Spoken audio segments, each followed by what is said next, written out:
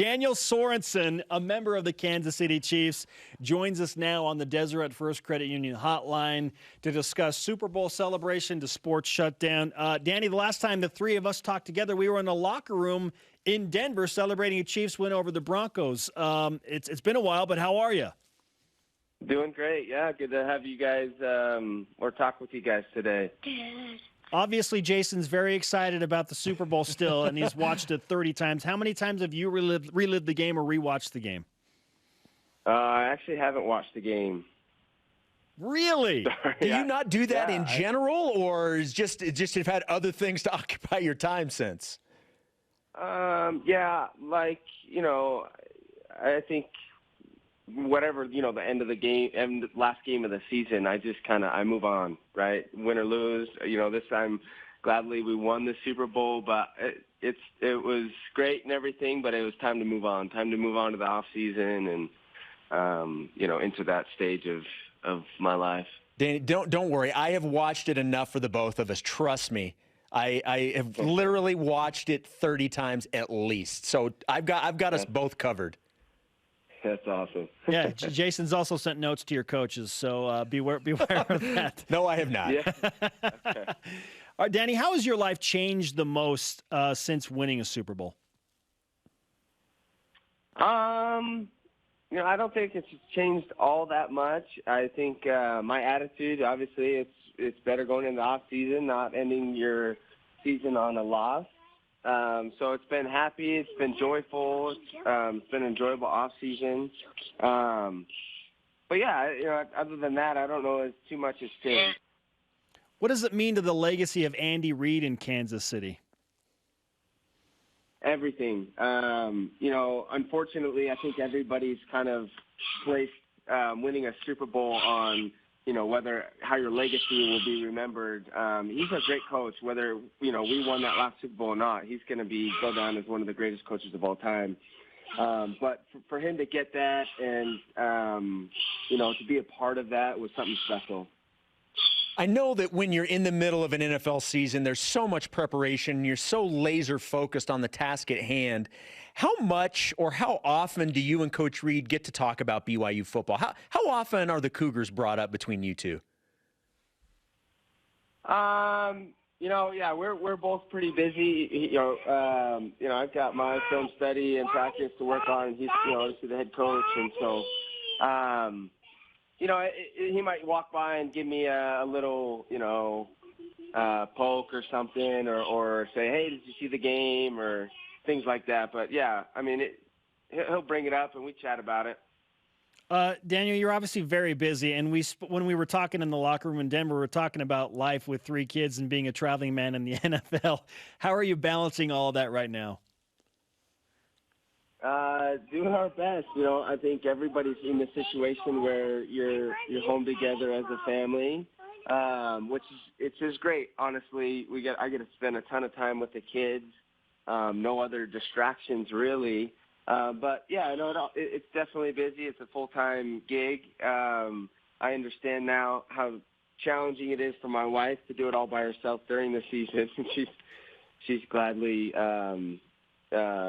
that I'm home with her now and can help out. But I'm learning the ins and outs of being a full-time parent.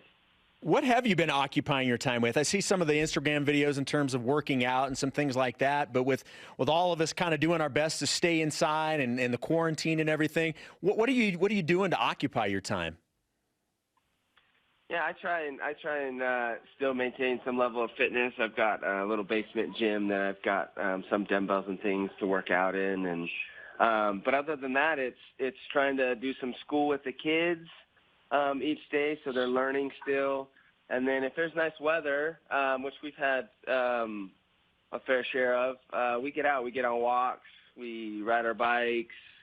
And we try and get out and enjoy the nice weather here. But no, it's a you have to plan for it every day.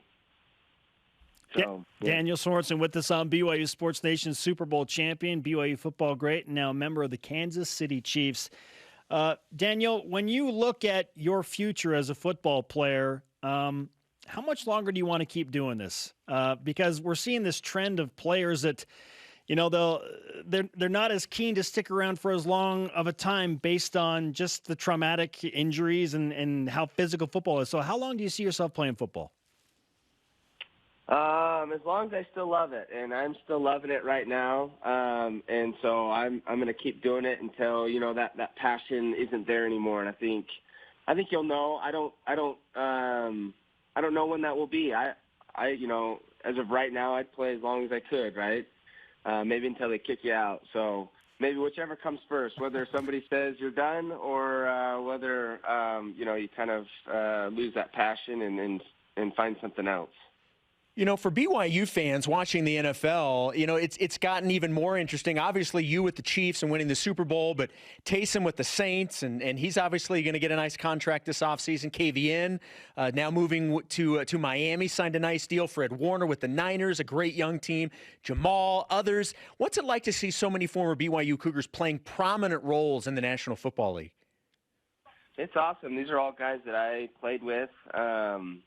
And it's fun to watch them succeed. I'll try and catch their highlights after a game, and if we're not playing them, if they're not on the other sideline, I'm rooting for them, cheering for them, and hoping that they're doing well. What have you heard from the Kansas City Chiefs and the NFL in terms of protocols and what they want you to do during this very, very unique time as you wait for what you hope is a normal start to the football season? Yeah, I think a lot of that's still up in the air. I think, we'll kind of evaluate as things go on as far as, whether we'll have OTAs or some type of modified off season. But I think training's a big part of it, and I think it can be difficult to try and stay in shape, not having the same resources available.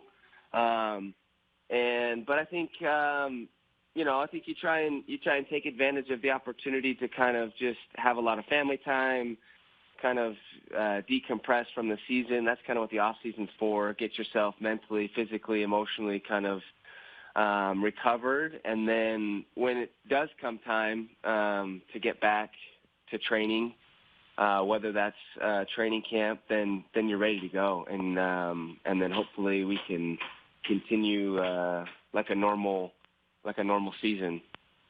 We've had a lot of BYU coaches and players on in the last couple of weeks, and one of the things that we've asked them about was just communication. How much time do you spend contacting, if you're a coach, contacting your players and staying in touch? From the professional side of things, how much contact are you having with the Chiefs or with the NFL? How much communication is there between the two sides? So in any typical off season, I don't know if there's a whole lot of communication. It's kind of, they have their time, players have their own time. But my coach, we've got a group chat with the defensive back group, and he checks in on us regularly and just kind of sends messages, kind of keep our spirits up and kind of let us know what's going on. But honestly, typically there's not a whole lot of communication. It's your time off, your time with your family, and then when we get back to work, that's when we get things going. Daniel, I need to give you your due credit before we say goodbye to you, and that for showing up at another huge BYU basketball game and bringing the Dirty Dan karma to the Marriott Center for that win over Gonzaga. Right. When you show up, good things happen for BYU basketball. So can we try and make that happen a few more times next season?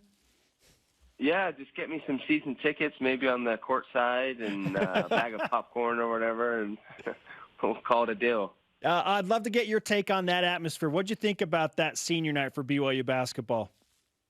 Oh, it was unbelievable. And it was fun for me. I'm usually, a player, focused on the game. But for me, being a fan and a spectator, to experience an environment like that was really something special. It was awesome.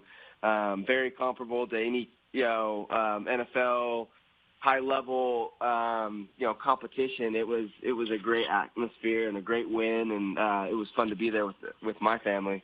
And that means something coming from a guy who plays at Arrowhead Stadium, where the volume is next level. Daniel, it's great to talk to you. We appreciate catching up with you and wish safety and health to you and Whitney and your kids. And hopefully we're talking football soon and this whole thing calms down. Okay. Thanks, guys. I appreciate it. You got it. Daniel Sorensen on the Deseret First Credit Union Hotline. Deseret First, you know why, we show how.